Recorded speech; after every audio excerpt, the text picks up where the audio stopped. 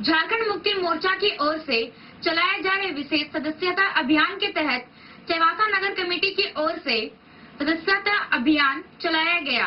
इस अभियान के तहत 125 लोगों ने झामुमो की सदस्यता ग्रहण की। शहीद पार्क के पास झामुमो की ओर से सदस्यता कैंप लगाया गया। सदस्यता कैंप का शुभारंभ जिला अध्यक्ष भुवनेश्वर महतो और जिला सचिव सोनाराम देवगम ने किया। इस मौके पर केंद्रीय सदस्य इकबाल अहमद, देव कुमार बनर्जी, अंबिका रजक, महावीर प्रसाद गुप्ता, नगर अध्यक्ष राहुल तिवारी मौजूद थे। झामुमो का सदस्यता अभियान पूरे राज्य में 11 दिसंबर से चल रहा है। यह अभियान 11 जनवरी तक चलेगा। इस अभियान के दौरान 50 लाख लोगों को झामुमो की सदस्यता ग्रहण कराने का लक्ष्य निर्धारित किया गया है। सदस्यता अभियान को झारखंड चला झामुमो के संघ का नारा दिया गया।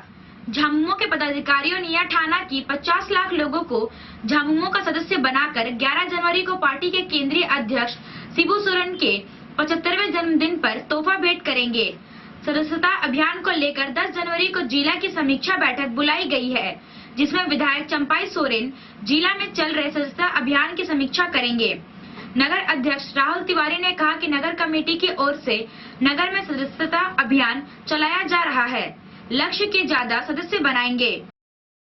झारखंड मुक्ति मोर्चा की ओर से विशेष सदस्यता अभियान चलाया जा रहा है पूरे राज्य भर में और 50 लाख का ये हम लोग का टारगेट है। गुरुजी के जन्मदिन 11 जनवरी को ये हम लोग को उनको तोहफा के तौर पे देना है और उसी स्तर से सारी जगह पे सदस्यता अभियान लगा हुआ है। चैवासा नगर कमेटी की ओर से आज यहाँ शहीद पार्क पे हम लोग यहाँ पे सदस्यता अभियान लगाकर अभियान का हम लोग कब तक चलेंगे? ये अभियान फोन नंबर जारी रहेगा ऐसे, लेकिन 11 तारीख तक जितने भी जगह है सबसे हम लोग कैंप करके ये एक तोहफा देंगे और ये अभियान रुकेगा नहीं, जारी रहेगा। केंद्र सरकार के एक तरफा श्रम सुधार और श्रमिक विरोधी नीतियों के विरोध में श्रमिक संघों द्वारा आहूत 2 दिवसीय देशव्यापी हड़ताल का असर चैवासा में भी देखने को मिला। बैंकों, डाकघरों, बिजली विभाग, खदानों का कामकाज ठप पड़ गया है। श्रमिक संगठन सरकार की नीतियों और कर्मियों के हितों के खिलाफ लिए जा रहे निर्णयों का विरोध किया गया। चैवासा State Bank of India, Canara bank सहित अन्य बैंकों में ताला लटका रहा। पोस्ट ऑफिस के कर्मचारी भी हड़ताल पर रहे। उन्होंने सरकार के खिलाफ जमकर नारेबाजी की। जिंदाबाद जिंदाबाद जिंदाबाद, भारत सरकार होश में आओ, भारत सरकार होश में आओ, वित्त मंत्री होश में आओ, पुरानी पेंशन लागू करना होगा, पुरानी पेंशन लागू करना होगा। हम लोग 8 और 9 जनवरी को हड़ताल पे, देशव्यापी हड़ताल पे हैं और हम इसका विरोध करते हैं। जो केंद्र सरकार की जन विरोधी आर्थिक नीतियों तथा मजदूर विरोधी श्रम नीतियों का हम लोग विरोध करते हैं। प्रतिगामी बैंकिंग सुधार उपायों, निजीकरण और विलय, खराब ऋणों को वसूल न करने का और बैंकों में अस्थायी कार्यों की आउटसोर्सिंग का हम लोग विरोध करते हैं। और हम लोग मांग करते हैं सार्वजनिक क्षेत्र के बैंकों को सुदृढ़ करने की, बैंकों में पर्याप्त भर्ती की, बहुत सारे खाली हैं, ये सबको भरने की है। और जो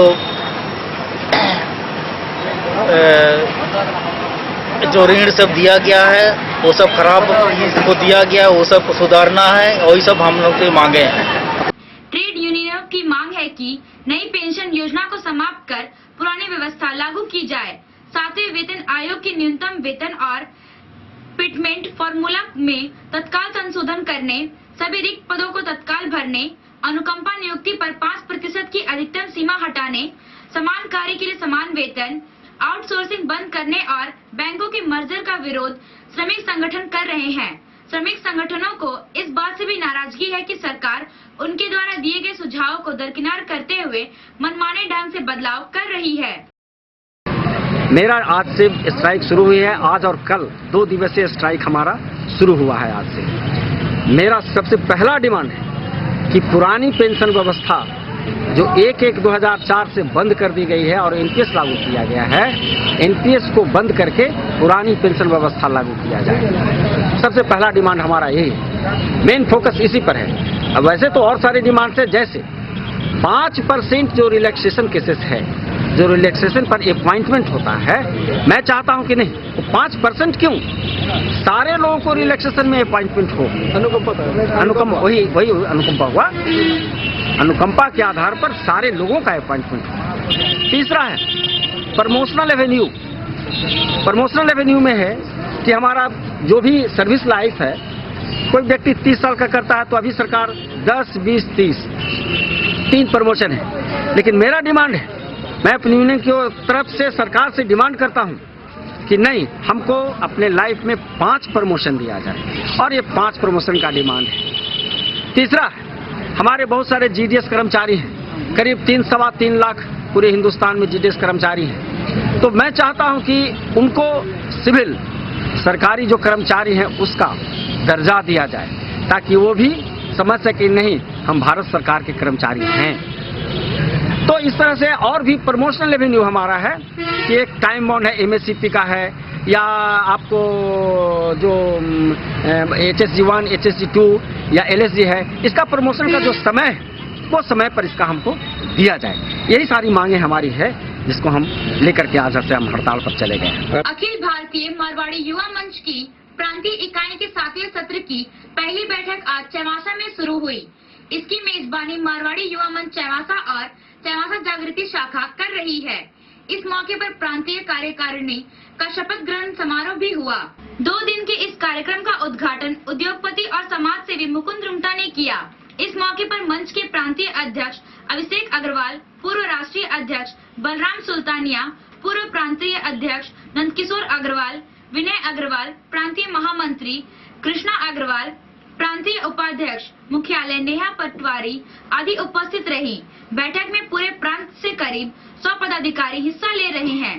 प्रांतीय इकाई में चैवासा से प्रांतीय सहायक मंत्री अशोक विजयवर्गीय, स्वच्छ भारत के प्रांतीय संयोजक रमेश खिरवाल और पौधारोपण व प्रदूषण की प्रांतीय संयोजक सुनीता अग्रवाल हैं। बैठक के बारे में जानकारी देते हुए रमेश खिरवाल ने कहा कि सत्र 2018-20 की कार्य योजना तैयार की जा रही है। प्रांतीय और राष्ट्रीय कार्यक्रम को कैसे और प्रभावी तरीके से किया जाए, इस पर भी चर्चा की जा रही है। प्रांतीय महामंत्री ने अंगदान, देहदान के संबंध में सबको पूरी जानकारी दी। रमेश खिरवाल ने कहा कि 9 जनवरी को सुबह 8 बजे से सदर बाजार चौक से पूरे प्रांत में स्वच्छता अभियान की शुरुआत की जाएगी। मारवाड़ी युवा मंच चैवासा शाखा एवं चैवासा जागृति शाखा के संयुक्त तत्वाधान में आज हमारी चैवासा में झारखंड प्रांतीय मारवाड़ी युवा मंच के 7वें सत्र के 2018-20 के प्रथम कार्यकारिणी के बैठक का आयोजन हमारी चैवासा की दोनों शाखाओं द्वारा आयोजित किया गया है होटल सैफ्रॉन स्वीट में। आज की बैठक झारखंड प्रांत की जो बैठक है सत्र 2018-20 के लिए हम लोग यहाँ पर आज बैठक में आगामी जितने भी दिन हम लोगों का सत्र पूरा चलना है, पूरी कार्यक्रम की रूपरेखा तैयार करेंगे। क्या क्या कार्यक्रम हम लोगों को जनसेवा के माध्यम से, अन्य और कार्यक्रम जो भी हम लोगों को समाज हित और देश हित में करना है, उस पर निर्णय होगी, उस पर अहम चर्चा होगी और उसी के लिए आज हम लोग यहाँ पर बैठक आयोजित किए हैं। यहाँ पर हम लोग के 56 शाखाएँ हैं झारखंड में, जिससे आज लगभग सभी प्रांतीय पदाधिकारी गण, परमानेंट इन्वाइटी, स्पेशल इन्वाइटीगण यहाँ हमारे बीच आज उपस्थित हैं। सैफ्रॉन स्वीट में हम लोग एकजुट होकर आज झारखंड प्रांतीय मारवाड़ी युवा मंच के आगामी कार्यक्रम की दिशा और दशा दोनों हम लोग यहाँ तय कर रहे हैं। जिले में स्वास्थ्य सेवा को बेहतर बनाने के लिए DMFT फंड से चिकित्सक बहाली के लिए मंगलवार से साक्षात्कार शुरू हो गया है। साक्षात्कार के प्रथम दिन 19 चिकित्सक उपस्थित हुए। जिला उपायुक्त अरवा राजकमल की अध्यक्षता में चिकित्सकों का साक्षात्कार लिया गया। साक्षात्कार के दौरान चिकित्सकों से उनके अनुभव और टेक्निकल सवाल पूछे गए। DMFT फंड से की जा रही बहाली में आज 19 चिकित्सकों ने साक्षात्कार दिया। उपायुक्त ने कहा कि इस बहाली में 54 विशेषज्ञ चिकित्सकों का आवेदन प्राप्त हुआ है। नियुक्त चिकित्सकों को चैवासा, चक्रधरपुर, मनोहरपुर और जगन्नाथपुर में प्रतिनियुक्त किया जाएगा। चिकित्सकों की प्रतिनियुक्ति से जिले में स्वास्थ्य सेवा के मामले में बड़ा बदलाव होगा। DMFT फंड के सपोर्ट से जिला में विशेषज्ञ डॉक्टर की नियुक्ति करने के संबंध में आज इंटरव्यू शुरुआत हुआ है।